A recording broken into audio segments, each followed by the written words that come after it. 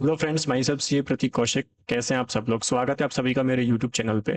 तो सबसे पहले तो आपको दशहरे की बहुत बहुत शुभकामनाएं। तो आज हम यहाँ पे जो है आपका यहाँ पे डिस्कस करेंगे हम जो आपका जनवरी 26 में आपका जो एग्ज़ाम होने वाला है, उस जनवरी 26 एग्ज़ाम्स में आपके लिए क्या क्या यहाँ पे जो है स्टडी मटेरियल का अप्लीकेबिलिटी रहेगा। और जो आपका यहाँ पे अमेंडमेंट्स क्या हैं जनवरी 26 के लिए, कुछ अमेंडमेंट्स आए हैं क्या, वो अमेंडमेंट्स और एक आपको एक अच्छी सी अनाउंसमेंट भी मैं आपको यहाँ पे करने जा रहा हूँ। तो इसके लिए इस वीडियो को आप लास्ट तक जरूर देखें। ठीक है, चलिए। तो देखो, अब जो आपका एग्जाम होने वाला है यहाँ पे जनवरी 26 में, तो जनवरी 26 का जो आपका एग्जाम है, अब यहाँ पे आप देखोगे तो अक्टूबर, नवंबर और दिसंबर, आपके यहाँ पे 3 मंथ्स जो हैं वो आपके यहाँ पे लेफ्ट है। ठीक है, जिन्होंने सितंबर में एग्जाम दिया है उनका रिजल्ट भी आएगा। ठीक है, तो अब आप देखोगे तो यहाँ से आपको पूरे के पूरे जो हैं वो 3 मंथ्स यहाँ पे आपके बचे हुए हैं। ठीक है, तो और 6 जनवरी से आपके एग्जाम है। तो अब इस टाइम को आपको बहुत अच्छे से और स्ट्रेटेजिकली हैंडल करना पड़ेगा। तो आज हम यहाँ पे वही चीज़ें डिस्कस करेंगे कि जनवरी 26 का जो आपका एग्जाम होने वाला है उसमें जो आपका डीटी है, उस डीटी वाले डायरेक्ट टैक्स वाले जो पोर्शन है उसमें आपके कुछ अमेंडमेंट्स कुछ आए हैं क्या। ठीक है, अमेंडमेंट्स का बहुत ज़्यादा रहता है कि अरे अमेंडमेंट्स आए हैं क्या। ठीक है, और स्टडी मटेरियल का अप्लीकेबिलिटी क्या है, कौन सा स्टडी स्टडी मटेरियल है, क्या हमें पढ़ना है। ठीक है, वो चीज़ें। तो जो लॉ वाले एग्जाम होते हैं, ठीक है ना, जो लॉ वाले लॉ से रिलेटेड जो चीज़ें होती है ना, उसमें हमेशा अपडेटेड वर्जन्स हमें हमेशा पढ़ने चाहिए। ठीक है, क्योंकि अपडेटेड वर्जन्स का ऐसा है कि मान लो कोई एक नंबर भी मैटर करता है। ठीक है, वो एक नंबर भी उस अमेंडमेंट में से आ गया, तो फिर और हम वो नहीं पढ़ के गए, तो हमें लगता है कि यार ये क्या होगा। ठीक है, क्योंकि सीए में भैया एक एक नंबर जो है हमारे क्या करते हैं, मैटर करते हैं। ठीक है, चलिए। तो यहाँ पे देखो, हम सबसे पहले जो है स्टडी मटेरियल का अप्लीकेबिलिटी क्या रहेगा वो हम यहाँ पे आपको डिस्कस कर लेते हैं। तो देखो, यहाँ पे इंस्टीट्यूट ने आपके एक स्टेचुरी अपडेट निकाला है। ठीक है, इसको इसमें अमेंडमेंट्स वगैरह हैं, ये अमेंडमेंट्स वगैरह भी अपन डिस्कस कर लेंगे। एक बार स्टडी मटेरियल का अप्लीकेबिलिटी है वो आपको देख लेते हैं। तो मैं आपको एक बार पीडीएफ शेयर करता हूँ, एक सेकेंड। चलिए, तो ये जो आपका यहाँ पे 2 सेक्शन में एग्जाम जो होता है आपका यहाँ पे टैक्सेशन का, उसमें सेक्शन ए जो रहता है वो डायरेक्ट टैक्सेशन का रहता है। 50 मार्क्स का जो है आपका डायरेक्ट टैक्स और 50 मार्क्स का जो है आपका इनडायरेक्ट टैक्स रहता है। तो हम यहाँ पर जो चीज यहाँ पे डिस्कस करने जा रहे हैं वो डायरेक्ट टैक्स के रिगार्डिंग जो है वो यहाँ पे डिस्कस करने के लिए जा रहे हैं। ठीक है, सबसे पहले बात आती है एप्लीकेबिलिटी की। तो एप्लीकेबिलिटी का मतलब क्या होता है?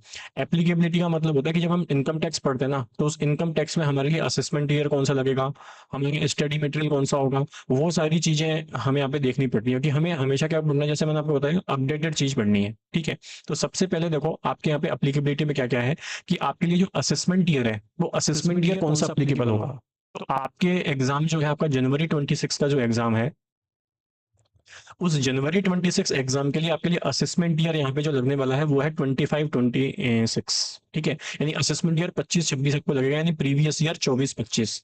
इसको आप और देखोगे तो 1 अप्रैल 24 से 31 मार्च 25, ये वाला जो आपका यहाँ पे प्रीवियस ईयर है वो रहने वाला है। यानी असेसमेंट ईयर 25-26 आपके एग्जाम के लिए अप्लीकेबल रहेगा।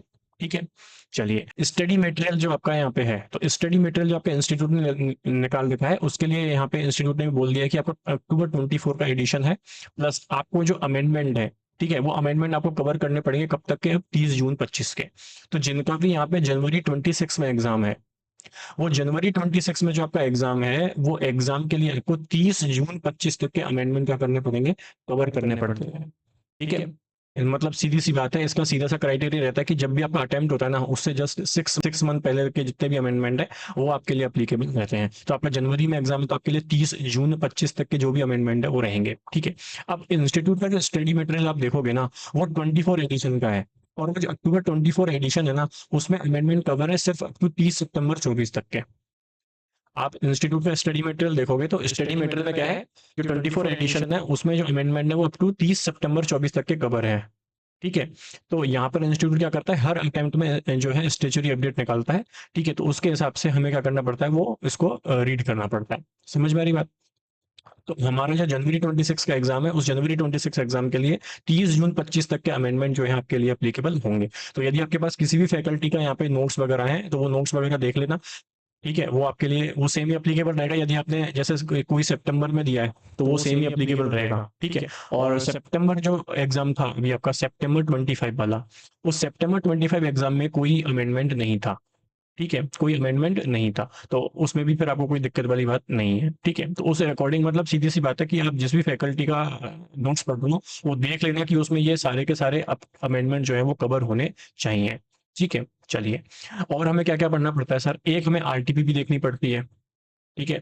आरटीपी जो है जनवरी 26 एग्जाम के लिए वो अभी रिलीज नहीं हुई है। अभी आईसीआई के द्वारा जो रिवीजन टेस्ट पेपर है आरटीपी, वो आरटीपी अभी रिलीज नहीं हुई है। इसके बाद आते हैं स्टेचुरी अपडेट जनवरी 26 एग्जाम के लिए। तो जो स्टेचुरी अपडेट है यानी ये 30 जून 25 तक जो भी आपके स्टेचुरी अमेंडमेंट्स, तो उस स्टेचुरी अपडेट जो आपके जनवरी 26 के लिए अप्लीकेबल रहेंगे वो यहाँ पे आईसीआई ने रिलीज कर दी है, ठीक है। तो कोई सिग्निफिकेंट अमेंडमेंट नहीं है। पहली बात मैं आपको बता दूं, अमेंडमेंट से क्या है कि अक्सर मतलब बच्चे डर जाते हैं कि अमेंडमेंट करने पड़ेंगे, तो आपके लिए यहाँ पे कोई अमेंडमेंट नहीं है। छोटे छोटे से यहाँ पे दो अमेंडमेंट किए हैं इंस्टीट्यूट ने, वो अभी अपन क्या कर लेंगे, डिस्कस कर लेंगे, ठीक है। तो देखो अप्लीकेबिलिटी की बात है कि सबसे पहले आपको ध्यान रखना है कि आपको असेसमेंट ईयर कौन सा लगेगा।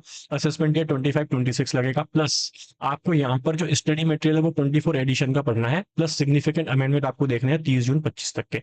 अमेंडमेंट का जो स्टेचुरी अपडेट है वो इंस्टीट्यूट ने रिलीज कर दिया है, तो आईसीआई ने वो रिलीज कर दिया है, तो वो हम वहां से क्या कर लेंगे, अभी कवर कर लेंगे, ठीक है। आरटीपी जो है, आरटीपी अभी यहाँ पे इंस्टीट्यूट ने क्या की है, रिलीज नहीं की है, ठीक है। चलिए, तो वो आएगी आरटीपी, तब वो आरटीपी डिस्कस कर लेंगे अपन, ठीक है। चलिए, तो ये आपका एक तरीके से हो गया कि क्या आपके अप्लीकेबल रहेगा। अब यहाँ पे अपन क्या करते हैं, एक बार अमेंडमेंट जो है वो अमेंडमेंट डिस्कस कर लेते हैं कि क्या क्या अमेंडमेंट आपके अप्लीकेबल हुए हैं। चलिए, तो देखो इंस्टीट्यूट ने बता रखा है कि अक्टूबर 24 एडिशन जो है आपका स्टडी मटेरियल का, ठीक है, वो आपको यहाँ पे अप्लीकेबल होगा टू 30 जून 25 तक का, और which are relevant for 26 examination, ठीक है। तो यहाँ पे जो है relevant assessment year for January 26 exam is 25-26, ये अपन ने देख लिया।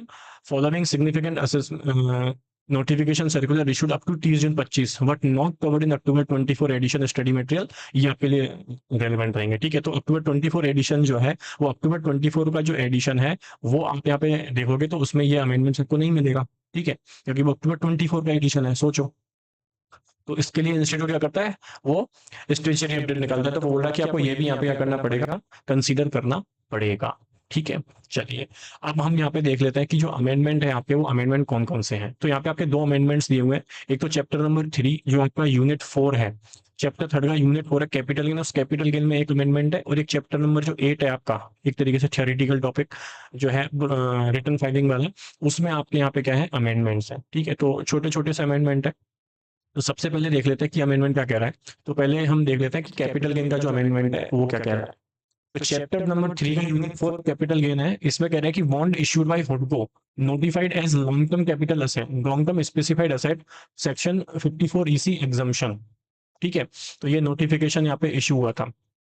ये क्या कहना चाह रहा है, देखो ये अमेंडमेंट्स है, ये अमेंडमेंट्स में कुछ भी नहीं है, ठीक है। इस अमेंडमेंट्स में सिर्फ एक चीज आई हुई है कि यहाँ पे जो आप इन्वेस्टमेंट करते थे स्पेसिफाइड असेट्स में, तो जो लॉन्ग टर्म स्पेसिफाइड असेट थी, क्या थी, लॉन्ग टर्म स्पेसिफाइड असेट, ठीक है। इस लॉन्ग टर्म स्पेसिफाइड असेट में क्या क्या था बताओ, यदि आपको याद हो तो बताओ। एनएचएआई है एक तो, ठीक है, एक क्या है इसमें, आरईसीएल के है, ठीक है, एक इसमें क्या है, पीएफसी है, और क्या है इसमें, आईआरएफसी है। ये चार है। National highway authority of India है, रूरल इलेक्ट्रिफिकेशन कॉर्पोरेशन लिमिटेड है, और पावर फाइनेंस कॉर्पोरेशन है, और रेलवे फाइनेंस कॉर्पोरेशन है, इंडियन रेलवे फाइनेंस कॉर्पोरेशन है। अब यहाँ पर क्या किया है, अमेंडमेंट करके एक चीज और ऐड कर दिया है, वो है हुडको, हुडको housing and urban development corporation limited. तो यदि आप कोई बॉन्ड परचेज कर लेते हो हुडको के, ठीक है, तो उसमें भी आपको यहाँ पे क्या मिल जाएगा, एग्जम्पशन मिल जाएगा। बस इतना सा अमेंडमेंट है। मतलब ये जो है इसमें लॉन्ग टर्म स्पेसिफाइड असेट जो थी, इसमें हुडको भी ऐड कर दिया है, ठीक है। इतना सा ये अमेंडमेंट है। तो आपको क्या याद रखना है कि अब आप एनएचएआई, आरएफसीएल, पीएफसी ये भी याद रखते थे, अब आपको इसमें हुडको याद रखना है। लेकिन ये अप्लीकेबल कब से होगा, ये 1 अप्रैल 25 से, यानी 1 अप्रैल 25 के बाद यदि किसी ने इसमें इन्वेस्टमेंट किया, मतलब एक तरीके से इसके बॉन्ड खरीद लिए, तो वो अप्लीकेबल, वो मतलब वो एलिजिबल हो जाएगा एग्जाम्पशन के लिए, ठीक है। तो बस इतना सा अमेंडमेंट है।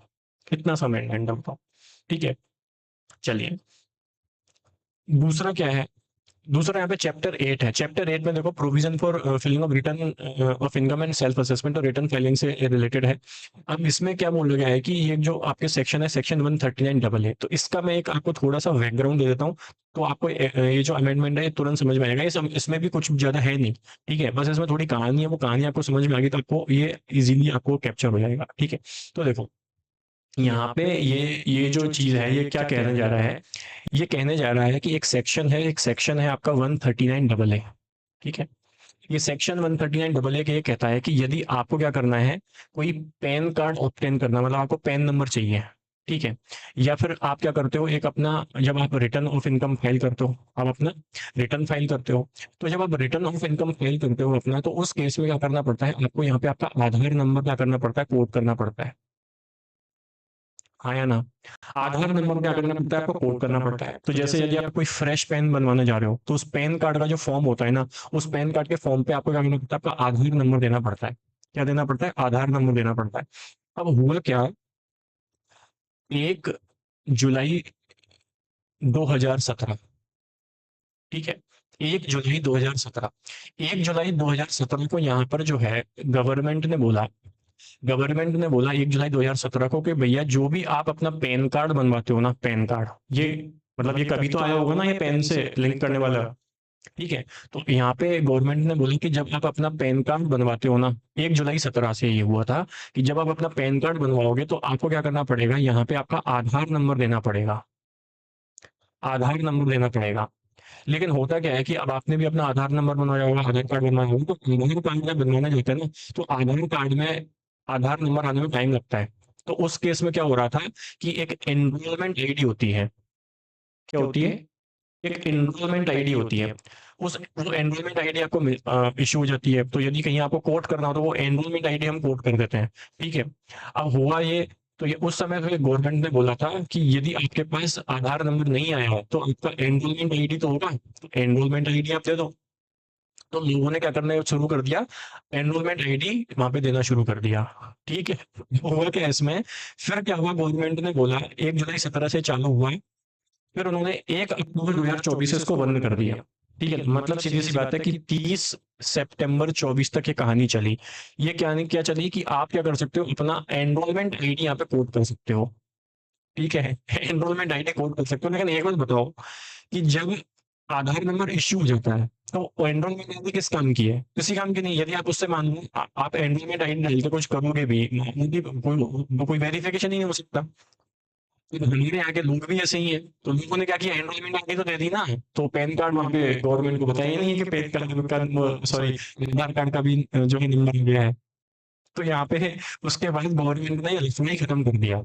ठीक है, इसलिए ये पूरी रामायण इसमें चली है कि भैया आधार को पेन से लिंक करवाओ। क्यों लिंक करवाना है, क्योंकि लोगों ने क्या किया, एनरोलमेंट आईडी वहां पे डाल दी, और उसके बाद जयराम जी की पैन कार्ड तो बन के आ गया, पैन कार्ड तो बन के आ गया, लेकिन एनरोलमेंट आईडी तो काम की नहीं है, क्योंकि आधार नंबर इशू हो गया। आधार नंबर बता नहीं रखा गवर्नमेंट को कि भैया ये मेरा आधार नंबर है, इसलिए ये सारे का सारा इसमें नाटक यहाँ पे चल रहा है। तो गवर्नमेंट ने 30 सितंबर 2024 यानी 1 अक्टूबर 2024 से यहाँ पे बोल दिया कि भैया यहाँ पर जो है आप पैन कार्ड बनवाने जाओगे ना, तो ये एनरोलमेंट आईडी आपको चलेगा नहीं है वहाँ पर। मतलब सीधी सी बात है कि पहले आप आधार कार्ड बनवा लो, आपका जब आधार नंबर आ जाएगा तभी आप क्या करना, वो पेन के लिए अप्लाई करना, उससे पहले नहीं। मतलब एनरोलमेंट आईडी के बेसिस पे पेन नंबर इशू नहीं हो सकता, एनरोलमेंट आईडी के बेसिस पे पेन नंबर इशू नहीं हो सकता। कब बोला, 1 अक्टूबर 2024 से, लेकिन इसने इस पीरियड में तो बन गए, इस पीरियड में तो पेन बन गए ना, बिल्कुल बन गए। तो अब सीधी सी बात है, इन्होंने बोला है कि ये जितने भी, अब इसमें कहानी चल रही है कि भैया इसको लिंक करवा लो, इसको लिंक करवा लो, क्यों करवा लो लिंक, क्योंकि भैया एनरोलमेंट आईडी काम की नहीं है, इससे आप कुछ भी वेरिफिकेशन नहीं कर सकते। ठीक है, तो अब यहाँ पर क्या हुआ है, अमेंडमेंट क्या है, अमेंडमेंट में सरकार ये बोल रही है कि आफ्टर, देखो, आफ्टर 1 अक्टूबर 2024 तो किसी भी एनरोलमेंट आईडी से पेन आप बना ही नहीं सकते, गवर्नमेंट ने मना कर दिया। तो इस पीरियड में जितने भी पेन बने हैं, मतलब प्रायर 1 अक्टूबर 2024, तो भैया यदि किसी का ऐसा केस है कि जिसने अपना आधार कार्ड नहीं दे रखा है गवर्नमेंट को, तो भैया वो आधार कार्ड दे दो, अपना जो आधार नंबर है वो दे दो 31 दिसंबर 2025 तक। ये खेल इसमें चल रहा है। ठीक है, तो अब आप इसको पढ़ोगे तो आपको समझ में आ जाएगा। अमेंडमेंट इतना सा है, वो अमेंडमेंट ये है कि यदि किसी के पास पैन नंबर इशू हो रखा है प्रायर 1 अक्टूबर 2024 का एनरोलमेंट आईडी के बेसिस पे, यदि किसी का पैन कार्ड इशू हो रखा है एनरोलमेंट आईडी के बेसिस पे, तो उसको अपना आधार नंबर जो है फर्निश करना पड़ेगा गवर्नमेंट को। ठीक है, वो आधार नंबर से मतलब फर्निश करने का मतलब ये है कि भैया वो उसको लिंक कर ले, एक तरीके से वो बता दे सरकार को कि भैया ये मेरा आधार नंबर, नहीं तो वो आराम से एनरोलमेंट आईडी डाल दी और पैन कार्ड इशू करवा के मजे से सो रहा था।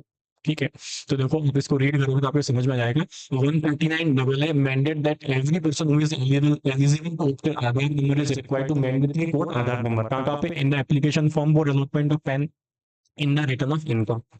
बोला if a person does not have Aadhaar number, he is required to put enrollment ID of Aadhaar application form issued to him at the time of enrollment in the application form for allotment of PAN or in the return of income furnished by him. तो enrollment ID के basis पे क्या कर सकता है वो अपना pan issue करवा सकता है। लेकिन बोला 1 अक्टूबर 2024 से क्या हुआ? Option of putting enrolment ID of Aadhaar application for allotment of pan और भाई इसको डिस्कंटिन्यू कर दिया। डिस्कंटिन्यू तो करनी समझ में आई भी, डिस्कंटिन्यू इसलिए कर दिया कि भैया बहुत बड़ी लिक्विड हो रही थी, लोग पहले तो एनरोलमेंट आईडी लेके पैन कार्ड इशू कर लिया, जब एक्चुअल में आधार नंबर है तो वो पता नहीं रहे। अब उसका करेंगे एनरोलमेंट आईडी के करोगे क्या? आप कुछ भी नहीं कर सकता, उसका कोई यूज ही नहीं है अब। Every person who has been allotted PAN as on 1st July 2017 and who is eligible to obtain Aadhaar number has to intimate his Aadhaar number to prescribed authority, मतलब उसको लिंक कर लो भैया अपने पैन को आधार से। Further a person who has been allotted permanent account number PAN on the basis of enrollment ID of Aadhaar application form filled before 1 October 2024 has to intimate his Aadhaar number on or before notified date prescribed manner. Accordingly, the central government has notified every person who is allotted PAN on the basis of enrollment ID of Aadhaar application form filed before 1 October 2024 has to intimate his Aadhaar number to the prescribed authority on or before 31st December 2025 और such date is may be prescribed by CBDT। ठीक है, तो ये इसमें कहानी चल रही है। ठीक है, तो वो सीधी सी बात है कि भैया 1 अक्टूबर 2024 से पहले जिसने भी अपना पैन कार्ड इशू करवाया है एनरोलमेंट आईडी के बेसिस पे, किसके बेसिस पे? एनरोलमेंट आईडी के बेसिस पे, तो उस केस में उसको क्या करना पड़ेगा? अपना यहाँ पे आधार नंबर जो है फर्निश करना पड़ेगा प्रेस्क्राइब्ड अथॉरिटी को 31 दिसंबर 2024 तक। ठीक है, ये छोटा सा यहाँ पे अमेंडमेंट था बस। ठीक है, अब आपको समझ में आ जाए तो यहाँ पे केवल 2 अमेंडमेंट जो है आपके लिए जनवरी 26 के लिए अप्लीकेबल है। सबसे पहला अमेंडमेंट आपका चैप्टर 3 यूनिट 4 कैपिटल गेन के लिए अप्लीकेबल है। वो छोटा सा अमेंडमेंट है, सेक्शन 54 ईसी जो होता है, ठीक है, जिसमें एग्जम्पशन मिलती है capital long term capital gain की। तो उस केस में जो आपकी लॉन्ग टर्म स्पेसिफाइड असेट होती है जिसमें इन्वेस्टमेंट करते हो आप, उसमें कौन कौन से होते हैं? एनएचए होता है, आरईसीएल होता है, पीएफसी होता है, आईआरएफसी होता है। अब यहाँ पर उसने क्या कर दिया? हुडको को भी ऐड कर दिया। तो यदि आप हुडको के भी क्या कर लेते हो? बॉन्ड परचेज कर लेते हो, तो उस केस में अब आपको यहाँ पर उसका एग्जम्पशन मिल जाएगा। ये छोटा सा अमेंडमेंट है। ठीक है, चलिए दूसरा अमेंडमेंट आपका किससे रिलेटेड है बताओ? दूसरा अमेंडमेंट आपका रिलेटेड है रिटर्न फाइलिंग से रिलेटेड। तो उस केस में जो आधार लिंक होता है पैन से, उस केस में यहाँ पे जो है गवर्नमेंट ने बोला है कि भैया जिसका भी यहाँ पर पैन कार्ड इशू हुआ है कब? 1 अक्टूबर 2024 से पहले एनरोलमेंट आईडी के बेसिस पे, एनरोलमेंट आईडी के बेसिस पे, तो उसको क्या करना पड़ेगा? अपना जो आधार नंबर है वो आधार नंबर फर्निश करना पड़ेगा 31 दिसंबर 2025 तक अपनी प्रिस्क्राइब्ड अथॉरिटी को। बस ये छोटे से 2 अमेंडमेंट है, बाकी इसमें कुछ भी नहीं है। तो आपको यहाँ पर कोई टेंशन लेने की जरूरत नहीं है। ठीक है, चलिए तो यहाँ पर ये बात हो गई आपके अमेंडमेंट से रिलेटेड। अब मैं आपको यहाँ पे बात जो है वो बताने जा रहा हूँ आपके एक अनाउंसमेंट की मैंने बात की थी। ठीक है, और अनाउंसमेंट है, वो अनाउंसमेंट क्या है? वो है आपका जनवरी 26 के लिए, जनवरी 26 के लिए exam oriented lecture. Exam oriented lecture, exam oriented lecture मतलब सर ये क्या है, इसके बारे में बता दो। तो देखो आपका जो एग्जाम है वो जनवरी 26 में लगेगा। तो सीए इंटर डीटी के लिए, मैं सीए इंटर डीटी के लिए, ठीक है, मैं आपको यहाँ पर एग्जाम ओरिएंटेड लेक्चर प्रोवाइड करवाऊंगा। एग्जाम ओरिएंटेड लेक्चर्स में क्या चीज होगी मैं आपको बता देता हूँ कि ठीक है, तो एक तो इसमें आपका मैं आपके जो भी 100% सिलेबस है वो आपका कवर होगा। ठीक है ना, एज पर एबीसी एनालिसिस।